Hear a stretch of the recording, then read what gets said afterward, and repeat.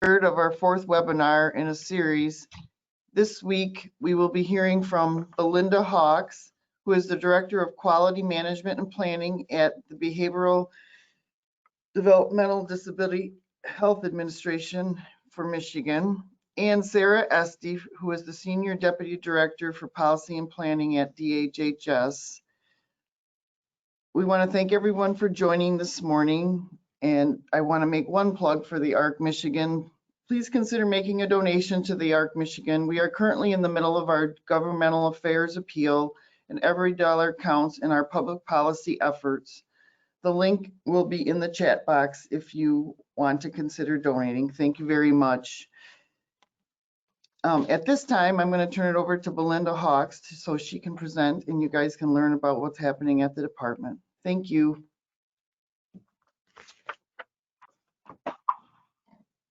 Good morning, everyone. Can you hear me?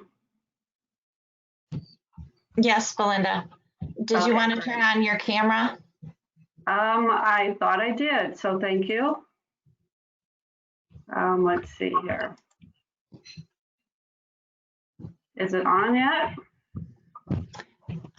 No, not yet. Let me send you that request again. Oh, there it is. It keeps disappearing. No problem. There we go. Wonderful. Thank you. Great. Thanks, everyone. So my name is Belinda Hawks. I'm the Director of Quality Management and Planning with Behavioral Health and Developmental Disabilities Administration. And I want to thank everyone for inviting me back this year. Looking forward to sharing some information related to the work that Behavioral Health and Developmental Disabilities Administration is doing on behalf of individuals served in our publicly funded behavioral health system.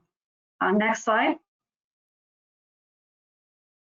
What I hope to cover today are some topics that I'm hoping are important and informative to the work that you do or to those in your life that are served by behavioral health. And that is what our COVID-19 waiver status applications to CMS are, the telehealth options that we are exploring to continue, the stability plans that are now a part of a requirement of our PIHPs, and then just share some general resources and offer up an opportunity for questions at the end. Next. So you may or may not know that we have an opportunity to ask for federal relief related to the Medicaid program authorities that we are responsible for operating in behavioral health. And so I thought it would be important to cover those waiver flexibilities related to the authorities that we were pursuing. The first one is the COVID-19 State 1135 waiver, which again is a broad waiver beyond behavioral health, but it allows states to seek administrative flexibilities to make sure that we, during a pandemic, allow for increased access to services during a national emergency. The second waiver waiver flexibility that we pursued was through our 1115 waiver demonstration. And that is, again, making a very important flexibilities available to states so that we can operate during a pandemic and assist enrollees and folks served in receiving their Medicaid services without delay or disruption.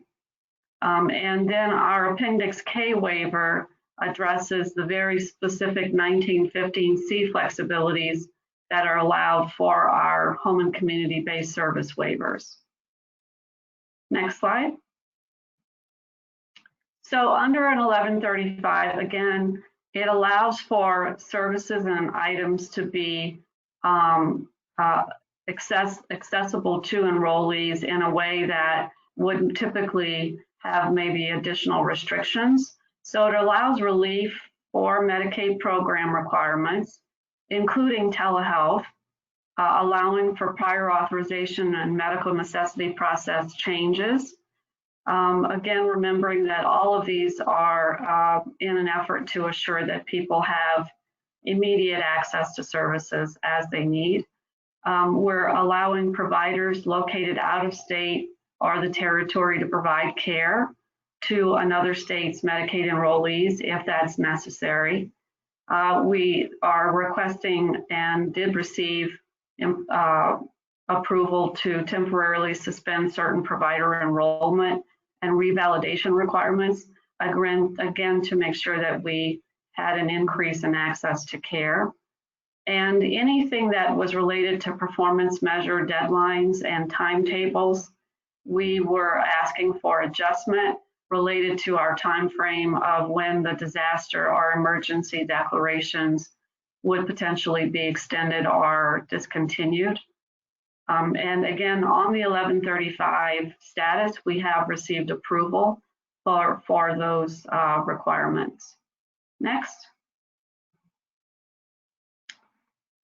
Specifically, what we asked for is, and was approved on April the 6th, was a retroactive effective date of March the 1st that allowed for particular behavioral health related requests through the termination of the public health emergency. Again, extending pre-existing authorizations. So if a person had an authorization for behavioral health service and for during the pandemic that authorization expired, it allowed for the continuation of those service authorizations without any new or renewed prior authorization needed. It again allowed for us to temporarily or provisionally enroll and reimburse new or out-of-state providers who met our criteria. It allowed for the provision and reimbursement of services rendered in alternative settings. And we do have a couple of items that we asked for in addition to the standard request under 1135, and that was for the expansion of telehealth and telephonic service delivery and the flexibility, again, in the person-centered planning process that allows for services to continue even when a plan may have expired. So we're still waiting for approval of those additional requests, but the remainder were approved on April the 6th. Next slide. Under an 1115, so for Michigan, our 1115 is our managed care authority. So it covers all services that would be under our managed care umbrella.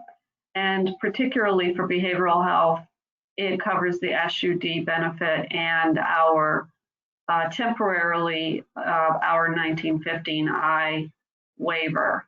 And so under that 1115 waiver demonstration flexibility application, we again asked for compatible flexibilities that we asked for under the Appendix K, which is for our 1915C waivers. And it again is serving all those that are not under the K or 1915C benefit. Next slide.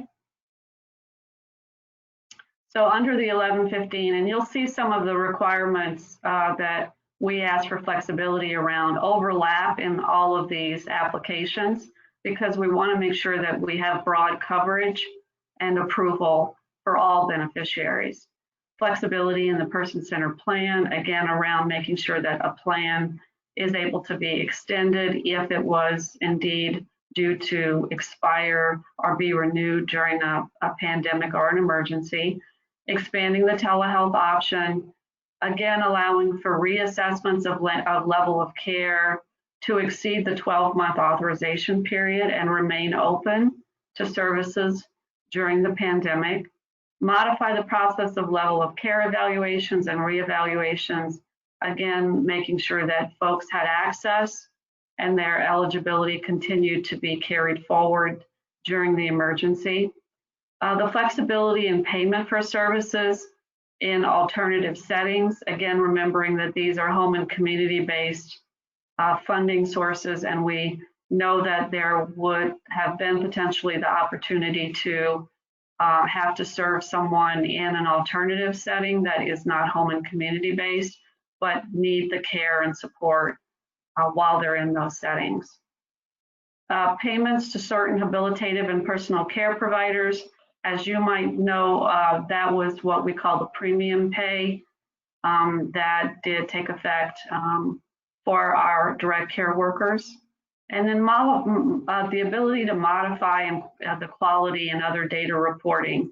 So anything that was a requirement in the way of data reporting, this allowed us some flexibility other than health and welfare to extend those timeframes out in case the data is not available to us during the pandemic. Next slide. So the Appendix K is the last of the applications that we submitted on behalf of individuals receiving 1915C waiver services. So those would be the habilitation supports waiver for children and adults with intellectual and developmental disabilities. It would be the children's waiver for children with IDD, and it would be the SED waiver for children with serious emotional disturbance. So those are our 1915C waivers, and under the CMS Appendix K, it allows us to, again, ask for flexibilities around requirements of those waivers to allow for continued service delivery and access. So under that request, we asked for telehealth, so that's the electronic method of service delivery. We asked that we could potentially add services to address additional needs for people during an emergency. And again, any requirements that were related to process, requirements on data, et cetera, to decrease administrative and operational burdens during the emergency. Next slide. So some of the things that we looked at, and again, we asked for this to be retroactively approved starting March the 1st, and we took full advantage of the allowance that said we could go a full 12-month period in asking for these flexibilities. So we were able to ask for an extension out through to our February 28th of 2021. The key temporary changes include, again, modifying the waiver service scope and allowing certain service limitations to be exceeded. That could be, for each waiver, could be things that were related to a service limitation on respite, a service limitation on training, either family or non-family training, could be related to private duty nursing for adults on the HSW waiver. There's a 16-hour restriction or limit on that. We asked for an allowance to remove that restriction. Expanding the settings where services may be provided, which again allowed us the opportunity to serve people with home and community-based services, even though they were in alternative settings, such as hospitals, hotels, etc. Modifying the provider qualifications, again, that's an opportunity to take a look at what are the qualifications to be a Medicaid provider, and how do we extend those requirements going forward to allow providers to continue to provide service, even though their training may have expired, for example. Modify the process for level of care evaluations or reevaluations. If you're on one of these waivers, your eligibility is renewed on an annual basis. And we wanted to make sure that if there was an issue with being able to provide the department certain documentation to allow for the recertification, that we extended some flexibilities so that that process could be streamlined. Under modifying the person-centered service plan development process, again, that really is related to assuring that folks continue to get served, even if their plan may be due to be renewed. The temporarily increasing the payment rates, again, goes back to the premium pay, which was the $2 premium pay approved from April 1st through June 30th. And we do know that there is a House bill heading to the governor's office that would extend that $2 payment out through the rest of this fiscal year. And then again, allowing for payment for services for the purpose of supporting people in acute care hospitals or short-term institutional settings.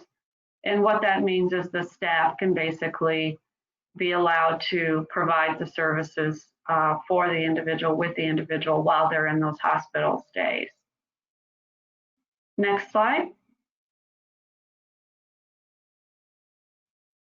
So there were a few other pieces to the Appendix K request around home and community-based service rule regulations.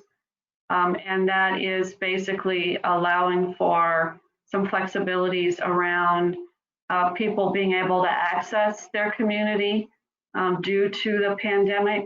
So it did allow for providers to potentially isolate individuals who had COVID positive symptoms from other individuals they might be living with, allow providers in these settings to limit community participation, again, according to the executive orders, and if they have a high risk of severe illness, and any social distancing measures as they are feasible. Under the service array, we again added an electronic method to provide services, so that's the telehealth or telephonic option, which included the majority of the behavioral health services, and some of them are listed here. And then the process side of it is, again, talking about the way that we reevaluate, conduct evaluations, do prior approvals, do assessment, looking at assessment requirements and anything that would require a signature, and allowing for electronic signatures in those opportunities. Next slide. So under telehealth, just some things that we're doing to take a look at those flexibilities, assuming we're going to get approval. And I don't think I mentioned that although the 1135 was approved, we have not received approval yet on our 1115 request and our Appendix K request. We think we're very close. In fact, I would not be surprised if we hear today or Monday that our Appendix K has been approved. We do have a call with CMS on our 1115 next week to address some remaining questions that CMS has, and I'm expecting that we'll see approval next week as well. That's my hope, at least. But on the telehealth front, we're already, again, we've already moved to allow for the flexibilities to offer most behavioral health services via telehealth option when clinically appropriate. We have also worked and are working with MSA in policy guidance to review each of those telehealth service options and continue to consider extending the flexibility to allow for telehealth going forward. And then the last step in our telehealth activities is to offer training and technical support to the field to address any questions they have going forward related to telehealth. Next slide. For the stability plans, a part of the contract with the prepaid inpatient health plans is the flexibility for the PIHPs to allow their provider network to have some authority to pay their providers and enter into subcapitation arrangements with those providers in order to secure and stabilize their provider network, because a part of their contract is to assure that there is an adequate provider network. So what we have asked for with BHDDA leadership is that each PIHP should have and did submit a stability plan for how they were going to assure the department that they were able to provide an adequate network of providers. We are currently have looked at approving, I believe we're close to approving all 10 PIHP stability plans with an expectation that by the end of the month, each one of those PIHPs will be submitting a monitoring document that allows the department to continue to monitor on a monthly basis their evidence of compliance around the stability plans that we've approved. So we have, again, received all of the stability plans. We're in the process of approving all 10, and then we have an expectation of ongoing monitoring and review of implementation, which will be occurring on a monthly basis. Next. I wanted to share with you, you're probably aware of our webpage that is addressing BHDDA communications related to COVID-19, any policy updates and changes. So I just wanted to make that available to you again, so you're aware that that does exist for BHDDA. Within that link, you will find a lot of good information and guidance related to not only internal BHDDA policies and memo guidance that we've sent out to the field, but also our links to MSA policies as well as LARA related policies. Next slide. So just wanted to provide you with my contact information as you consider this information today and you have additional questions going forward. And then I'll leave time now for any questions that might have come through the chat. Thank you, Belinda. We have one question. Is there a medical exception for a person with an intellectual or developmental disability who cannot or will not wear a mask at a day program or on the job?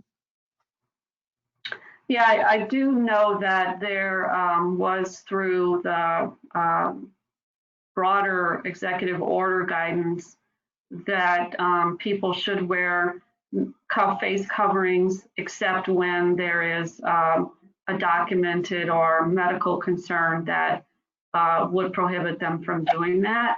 We haven't necessarily within BHDDA weighed in specifically on that, but we've pointed back to that guidance as well as the CDC guidance on that. So if the question really has to do with whether individuals who may have a medical reason for not being able to wear a face covering can access essential services, the answer is absolutely. They cannot be denied service if they are unable to wear a face covering.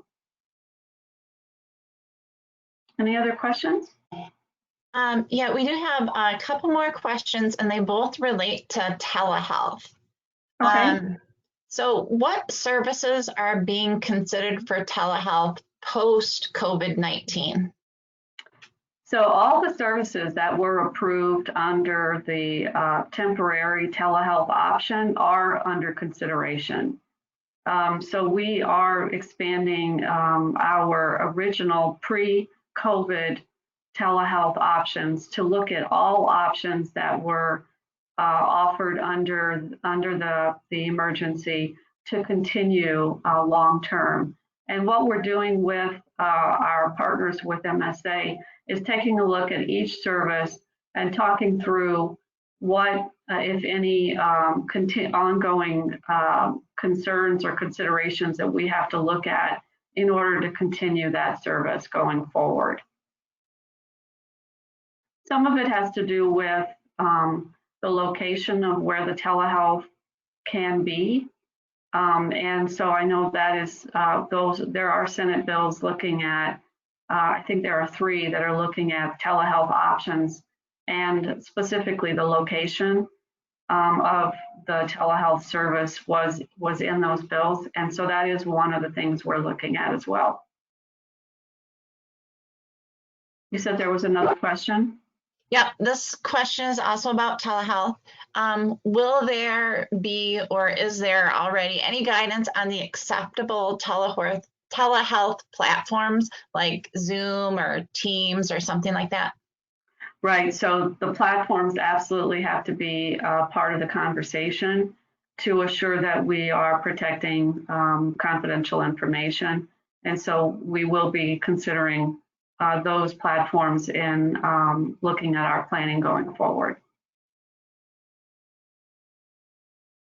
All right, we did have now everything's coming in twos, Belinda. We have two questions about related to budget. Okay. Are there any predictions on cuts to services due to budget issues? Not that I'm aware of. We know that there is a value to maintain the service array as robustly as we can. And I have not been a part of any conversation where that was discussed. At this point, I think that there's a wait and see related to the budget. And as you may know, BHDDA staff have been on a furlough schedule now for a few weeks, and that will continue into July. We don't know if we'll be looking at another set of furlough days going forward. But again, I've not been a part of any conversation related to service cuts. Okay. This is our last question. It appears that all of these waivers depend on the governor's emergency orders. So if the governor's emergency order ended for whatever reason, would all of these waivers then be invalid? Yeah, so there's a difference between the state of emergency, get approval, what that might mean, given that we have, for example, on the Appendix K, asked for those flexibilities to continue through February of next year. So would that expectation extend to our 1115 and 1135? I'm not sure. So I do think that's a great question that we need to continue to take a look at. But we do know, at least on the K, there was an allowance to extend it out 12 months, and we took advantage of that. Thank you very much. Thank you for being here and staying on to answer all of our questions. All right. You're welcome, and It's great to be with all of you. Thanks for having me. I'm sorry not to be in person. I had a great time with everyone last year, but glad to be connecting with all of you virtually. So if you could go to the next slide. I am here to talk about updates on the department's behavioral health system transformation work. As you might expect, that work has really been on, COVID response, addressing urgent needs, and realizing both the capacity of our staff to focus on this work, as well as the capacity of all of our partners out in the field to focus on this work has been really limited while we've been dealing with the urgent crisis. And so now that we appear to be past the worst of at least this first wave, we are taking some time to step back and look at, what remains feasible, what are the most urgent priorities, and how does our work from before align or not align with those needs. And so we start back with the same place we have been from the beginning, which is what are our values? And those all stay the same. And we continue to believe that moving towards a system that better reflects all of these values is the most important thing, and ensuring that these values remain true even in these challenging times. And so in that respect, nothing is different from before. If you move to the next slide, we have adjusted, I would say, somewhat what some of our guiding principles are, although many of them stay the same. So we continue to be data-driven. In the current moment, we are focused now more than ever on racial disparities, and that is coming out of the national conversation we're having about racial justice, that is coming out of the huge racial disparities we've seen in the impacts of COVID, and in the underlying health disparities that pre-existed COVID, but that have contributed to COVID hitting certain populations more than others. And so as a department, we are really committed to identifying and addressing racial disparities in health outcomes. And I think that will be something we will be bringing even more to the forefront in our work here. We continue to be focused on making things easier for people and for providers. And we realize that looks a little different when in-person is less safe and harder to do. And that some of the things that we've tried during the COVID times, because we've had to, like text messaging or video conferencing or other digital technologies, telemedicine, some of them have turned out to work really well for certain types of needs or certain populations. And so there may be unexpected benefits of things we can learn from. There also have been some real challenges, and we've identified things that weren't working well that we're going to need to fix more urgently. But that goal remains the same. We continue to think it's incredibly important that we listen to people served, and that our decisions and our policies reflect what we're hearing and what matters to people. That was true before. It's all the more true now. It's harder for us to get meaningful feedback from folks when we can't go meet in person. And so we've been thinking about, what are different ways that we can continue to hear from people. That's a part of why I'm here today. And we would love your feedback and thoughts about how to stay best engaged with all of you, realizing the limitations of a virtual format, but that we may well be in this mode for months or even a year or more, not knowing what the future might hold. And then finally, safeguarding our values. And I think the prior version of this might have been a little bit more aspirational of expanding our values and doing more. And I think realizing now with the challenges we face in addressing COVID and continuing to meet people's even further expanded needs in a challenging life moment for everyone, as well as a challenging budget place for the state, and a lot of competing demands on the people in the front lines and our staff. We may not be able to move as quickly or as aspirationally as we'd hoped, but we will certainly continue to protect and preserve our values and do what we can to advance them. Next slide. So this has brought us to 4 initial principles we're thinking about for our main focus areas in the coming 12 to 24 months. And you will see that doing our rapid and transformational behavioral health system reforms is not on this list.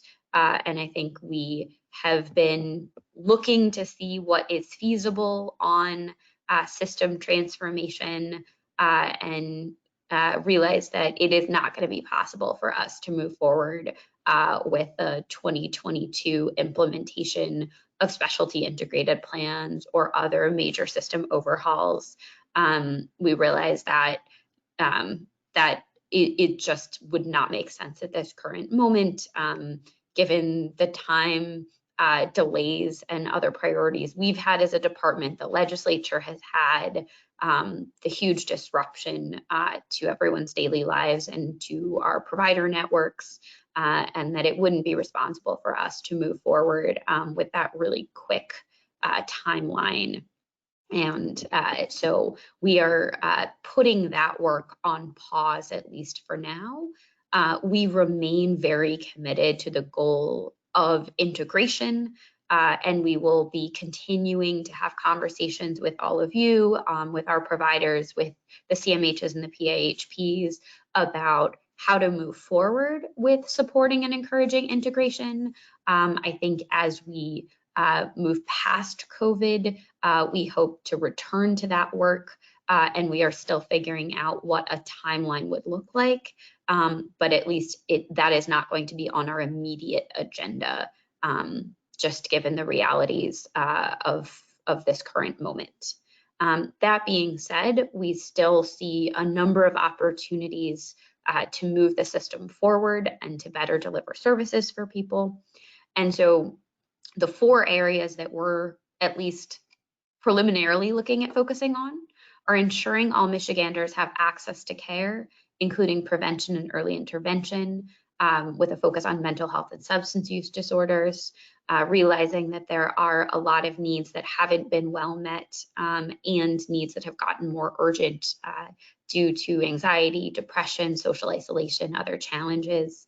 And while previously we'd been particularly focused on the Medicaid population, I think we feel, and in particular on the specialty population and those with more severe needs, I think we realize that at this time, there are a lot of folks who may be facing challenges who hadn't anticipated it before, and who have newly developed needs. And so we're thinking more broadly about how we reach out to folks beyond Medicaid, folks with more mild to moderate needs, because there's a lot of people who may not know how to access help, may not even realize what it is that they're going through right now. And so we'll be thinking more with a public health lens, not just a Medicaid lens on those issues. And we realize that part of work is maybe less relevant for the folks on this phone, but with lots of people experiencing co-occurring conditions, I think that work will still be relevant for all of you and your members. We are also looking at continuing to do what we can on integrating behavioral and physical health, but we'll be starting with the point of service. And that is something we heard from many of you during our feedback sessions, that we should try to start from the ground up, not from the top down. So many of you may be glad to hear this as our approach. There's a federal program called CCBHC. We've been running a small state version of it, but one of the big changes in some of the federal COVID legislation was allowing more states to be added to the CCBHCs. And Michigan will be applying. We've been in contact with the federal government to get more information about how to do that and what their expected timeline is to accept additional states. But I think we are cautiously optimistic that Michigan will be one of those states. And if that happens, that will bring additional dollars in the form of enhanced federal match rates to sites that offer comprehensive physical and behavioral health services to all populations. And so it's not just for Medicaid eligible, it's for anyone who needs things. Think of it almost like a supercharged FQHC. And that will be a way that we can help support comprehensive service delivery for people, more population health management type activities, as opposed to just serving individual beneficiaries. And the state will have a good deal of flexibility in how we design this program. So what our target geographies are, if we're focusing on certain areas or the whole state, we will have flexibility on whether there are certain focus populations that we're particularly emphasizing. And so, for example, whether IDD is part of CCBHC or not, I think will be something that we have an ability to help shape. And so when we're still waiting for some more information from the federal government about what this next round of applications will look like. And I think in the coming months, as we get a better picture of what's coming down from the federal government, we very much look forward to engaging with all of you and helping shape this program together. But we're very excited about this opportunity to bring more funds into the state and to support the type of on the ground at the point of service care integration that I think we all really believe in. And one of the reasons we supported financial integration was to get more money into the system and be able to fund this type of integrated care delivery. And so the fact that we may have an alternative vehicle to pursue that with federal assistance is just really exciting. So more to come there, but I think over the next couple of years, we see that as really a prime opportunity to promote integration. We are also thinking longer term about new service delivery and engagement mechanisms. And I mentioned this a little bit earlier, but we've learned a lot from COVID, and where we have seen different types of technology or outreach efforts that we have found very effective. So for example, we set up a crisis text line and found that there's a whole group of people who maybe were not comfortable picking up the phone to ask for help, but have found that they're happy to text when they're in need. And that has been a great way to reach a different group of people in crisis. And so I think we're thinking about things like that. Are there other ways to engage different age groups, different subsections of our population who we know needed help, but we had trouble getting help in a way they could receive before. So we'll be continuing to look at opportunities to leverage texting, video chats, warm lines. We have the MyCal program, which is a centralized crisis and access line that we've been working on for several years, even before COVID, but work is moving ahead with that, and some aspects of central infrastructure that we've built for the COVID response, like our warm line for people experiencing mental health crises, may be able to start serving as a foundation for some of those longer term initiatives to create a central place where people can go to ask for help in a crisis or for help locating available resources, things like psychiatric beds or substance use disorder treatment placements, people who simply need services and don't know where to start, as between a local provider, a CMH, a PHP. If you're new to the system, you don't know where to turn, or you've been in the system for a long time, but you've been getting bounced around and you need someone to help guide you through.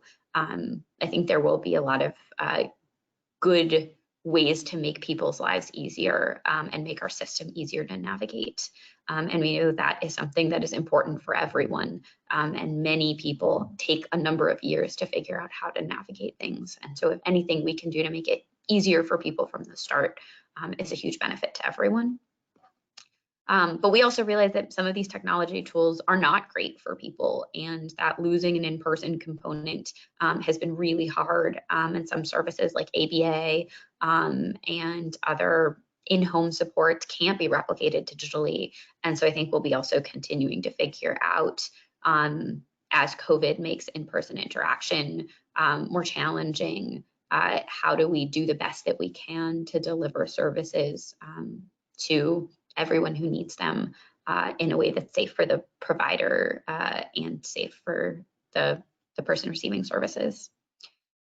And then finally, we continue to remain focused on accountability and driving money to the front lines. And Belinda talked a little bit about some of our new oversight work with the PAHPs and a renewed focus on network adequacy and ensuring the financial solvency and the reach of services in the provider networks. And I think we will be continuing to build on and expand on that work in the coming years.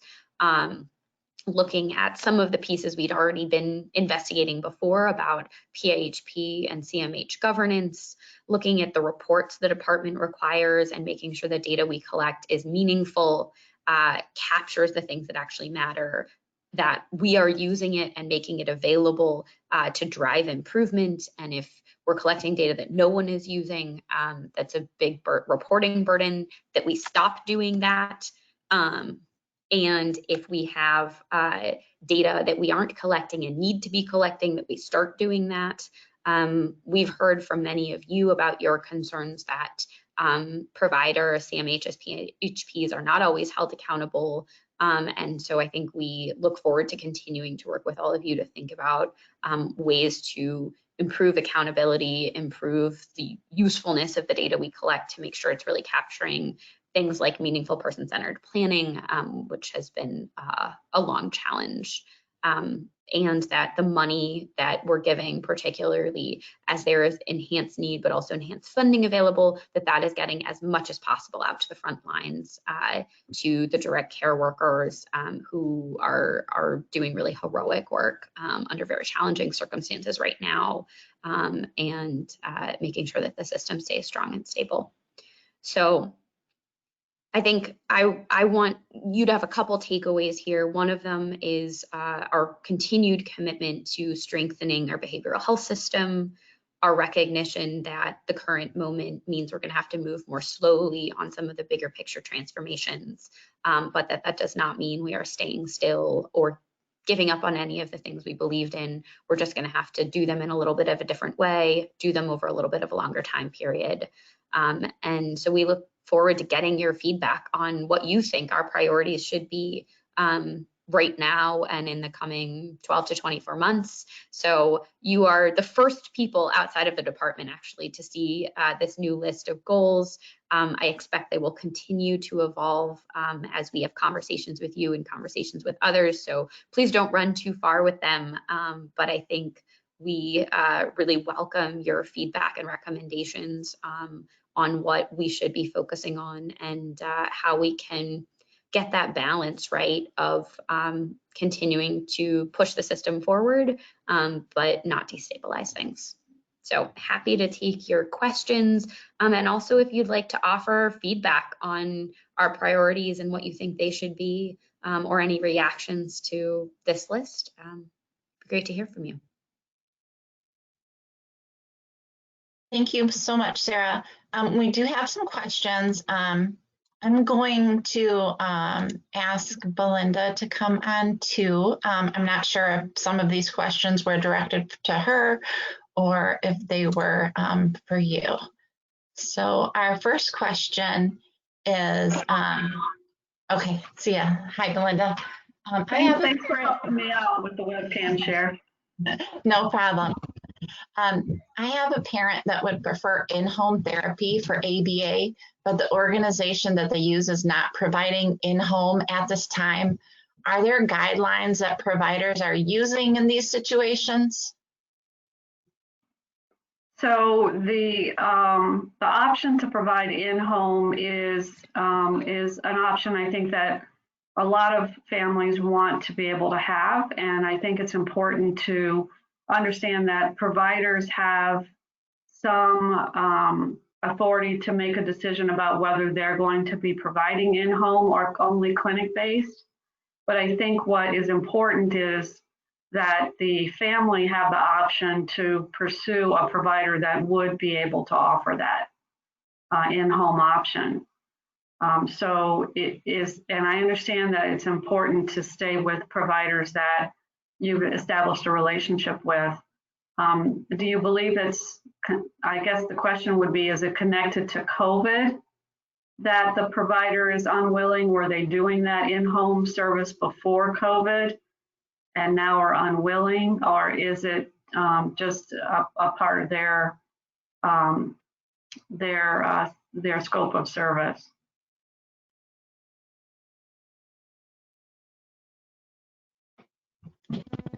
Thank you for that answer. Our next question, well, we have had a couple comments related to accessing care and telehealth if people don't have internet capabilities, they don't have the correct devices, they have limited cell phone minutes. This not only affects the ability to get services, but the ability to participate in virtual forums and focus groups and do things like feedback, provide feedback to the Department of Health and Human Services. So the other half of that is we have a question, is there a plan to address that? Has BHDDA considered adding a waiver benefit for technology to facilitate telehealth and internet service? I think that's a great question, and it's definitely going to have to be a part of the conversation we have with MSA related to technology such as hotspots or the ability for people to have their worries about their plan having a limit on minutes addressed, so that folks can have the freedom to access their necessary services without that additional burden. Given that transportation has always been a bit of a barrier in Michigan in accessing services, and there's been work done to really allow for more flexibilities around non-medical transportation. I think the same needs to be done on the technology side, where we look at access point issues related to how and what kind of technology would people need in order to participate in the telehealth service. Yeah, I'll add to what Belinda said. This is definitely something we're looking at, and we're looking at it from a Medicaid standpoint, but also from a state infrastructure standpoint. So obviously people need internet to access benefits. They need it to go to school. They need it to work from home. They need it to engage in telemedicine, all sorts of different needs. Michigan State Police has actually put out a resource of hotspots, and there's a mapping tool that can help people, especially as some of the places that people used to go to get internet access, like libraries, have been closed. We realize it's been especially hard for people who don't have good in-home internet. So I think we are continuing to work with the folks who lead infrastructure activities for the state to also see just what we can do to more broadly expand internet access, to promote internet literacy, make sure people have devices that they need to access it. So lots of folks who only have a cell phone get on the internet may be able to do some things there, but not others. So I think we realize there's lots of aspects to this. And this is actually one of the focus areas for the governor's COVID-19 disparities task force as well, that's been looking at which communities don't have access to good internet and some of the disparate impacts there. Well, we had a question, but it turned into a compliment. They were looking for wanting to know what DHHS is going to do to incorporate the ideas that have worked well so far into permanent improvements and to systems change. So there was just an appreciation for that list that you shared, Sarah. We're really glad. And I think also this would be a place where we would love to get feedback from all of you about what you feel like has worked well, and where there are policy changes or practice changes or new tools and resources or programs that we should be continuing.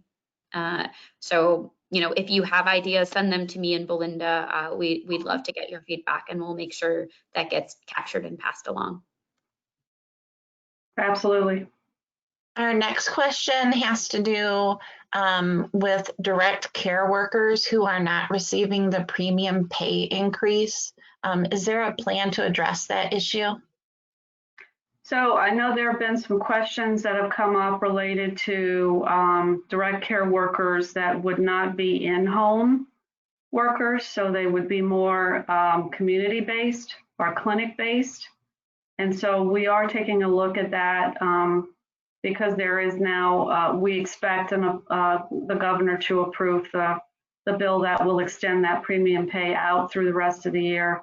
So at this point, it's pointing back to what we initially approved from April to June, and the list of those services for behavioral health is expansive. What we didn't include is the kind of setting that the services could be provided in, but we did focus on the initial governor's order around in-home. And so we are talking about whether we could expand that to include more community-based or in-clinic type of options.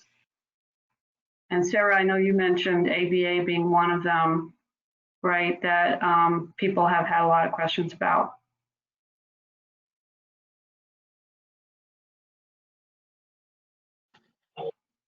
Thank you. Our next question, with regard to the goal of ensuring access to care, is there any focus on recruiting doctors, nurse practitioners, et cetera, who will accept Medicaid? It continues to be very difficult to find consistent patient care. This attendee says, we live in one of the most populated areas of the state and continue to struggle to find a behavioral health doctor. Yeah, I mean, I think we know that's a challenge. And with the pressures on the system right now, that's probably only going to get worse. So we'll make sure that that's on the list. I don't know if we have answers on that today. Yeah. Absolutely. All right, our next question has to do with Sarah's presentation. The attendee says that you said that you were considering whether people with IDD will be part of something else coming up, and she couldn't understand that part of your presentation. She says she's assumed it had something to do with people with intellectual developmental disabilities, being able to participate in policies. So I think what that question was about was probably about the CCBHC program. And so the CCBHCs are sites that offer comprehensive behavioral and physical health services and help do that coordination. I think the best way to think about it would be the type of services you get at a federally qualified health center, but with extra behavioral health services added on top. But the same type of policies of kind of, it doesn't matter what insurance you have, anyone who walks through the door gets served. You're able to do more community level outreach. It's almost like if you merge an FQHC and a CMH, let's think about it. And in fact, many of these sites probably will be CMHs or CMH FQHC partnerships. And when you set up this program, the individual site will participate. They will agree to engage in certain activities, make certain things available to everyone regardless of insurance, to do certain types of coordination, to have a broad provider network. So there's a lot of work to be done on the provider side. And then in exchange, they get a higher federal match rate. So they get additional funding to support some of those activities. And we have CMHs here that are already participating in kind of a state version of this program. And we expect that more sites would sign on, but that will depend a little bit on what sort of information we get from the federal government about what this new round of the program is going to look like. And then there will be a set of state choices in addition to think about what are the services and requirements that we put into this program. Are there particular populations that we require have to be covered in this model? And because a lot of the benefit of the model has to do with making sure people are getting comprehensive services between behavioral and physical health, regardless of insurance. So it's especially good for people who are uninsured, underinsured, maybe churning on and off of Medicaid. That is not as often a challenge for people with intellectual and developmental disabilities, because you already typically qualify for CMH specialty care coordination services. And at least what we've heard is that there is less of a challenge of making sure someone is doing your care coordination, working with your different providers, and so that may be less of a need than for folks who currently don't qualify for paid care coordinators, or who don't have consistent Medicaid coverage. And so I think that's where the impact on the IDD population will probably be less big than maybe some of the other specialty behavioral health populations who've had more barriers getting care coordination, or maybe qualifying for certain types of care. But nonetheless, I think we look forward to a longer conversation once we know a little bit more about what the federal government will be letting us do to find out and work with all of you to see how we can make this program most effective. And bring the benefits to the largest number of people possible. One more time, Sarah, will you say the name of that program? Yes, so it is the CCBHC. So I am going to try to get this acronym right. I believe it is the Certified Community Behavioral Health Centers. Belinda, did I get that right? You did. Okay. Yep. Yes. All right, I'm typing it out in the chat now. Thank you. All And there right. currently are 10 states participating in this program. Michigan was very excited to be one of them, and we didn't get selected in the previous round. And so I think we are very hopeful that now that they've added 2 more states, that will be high on the list to be selected in this next round. But we already have a number of CMHs and folks in Michigan who've set up kind of a state version of this, but it hasn't had all the enhanced federal match. And so we see a huge opportunity to just bring more money into the state to serve more people. All right, our next question has to do with COVID testing. Will COVID testing be mandated and reported for adult foster care homes, staff, and residents like they have with nursing homes? And when will visitors be allowed to group homes? Well, we're working with our partners in Laura to coordinate the testing of individuals in licensed facilities. And I know there's a lot of work in identifying the areas that were hardest hit. And so Detroit, I know we're coordinating with the National Guard to offer testing sites. And that would be both for people living in those facilities as well as the staff.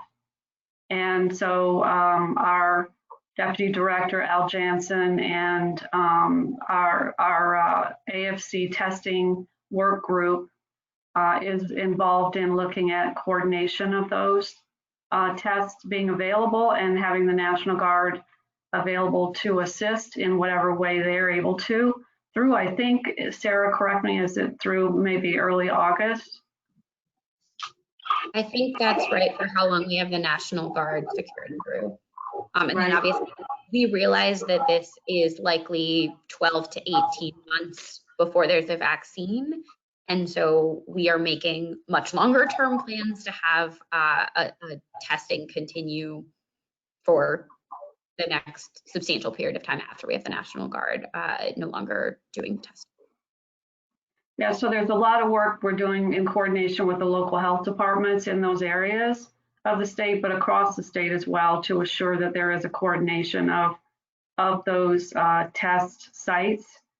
And as far as the question related to visitation, we are, and at this moment, I have just reviewed a final draft of guidance that will come out from behavioral health related to visitation in our group specialized residential group homes, but all adult foster care homes, so that we have a mirrored approach to what is being allowed in nursing homes, which does allow for visitation under certain circumstances, and then outside visitation is a little bit more open and flexible related to visitation, but we are working on guidance and we expect that'll come out within the next couple of days. The COVID testing, is that going to be available in the adult foster care resident's home, or will they be transported to a testing site? Do you know?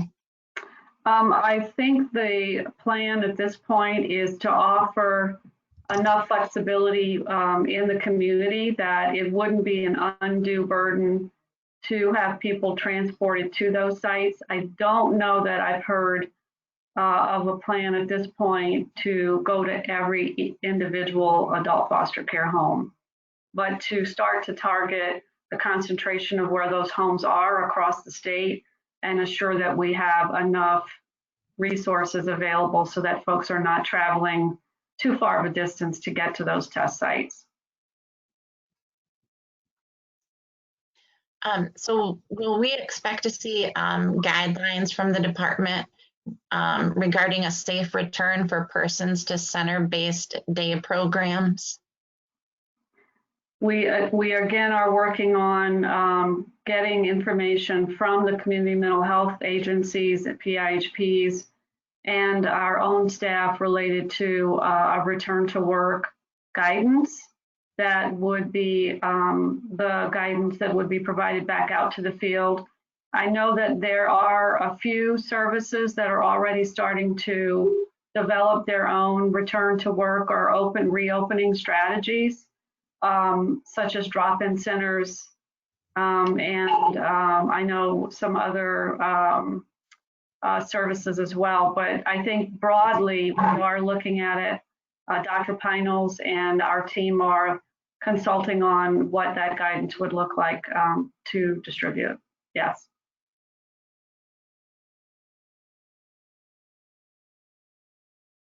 Thank you. We have one last question, and this relates to a child on the Children's Waiver Program, and included in her services, she has a specific number of CLS hours and respite in-home hours. This attendee says that when they asked the agency to okay overtime pay because they went down to one caretaker, covering more than 40 hours a week, they were told that they were out of, or that they had lots of money left over in their budget, but instead of okaying the overtime, their hours were then cut. How this seems arbitrary, and the attendee would like to know, how do they challenge that? That the CMH's decision to cut their in-home care hours at this time? So there has never changed the right that the person has. So even in this emergency, the right to due process should be provided to each and every person that may have an adverse action taken related to authorized services. So suspension, termination, or reduction of services would fall under that sort of adverse action category.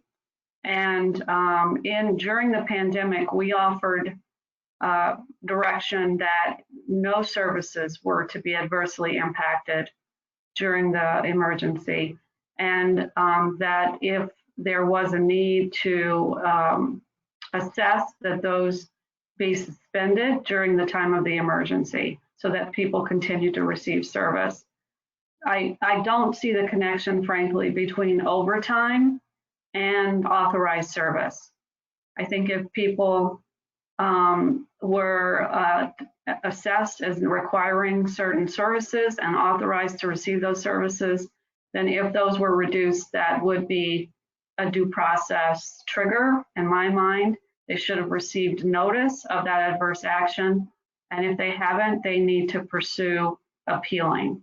Either way, they need to appeal that determination at the local and or the state level.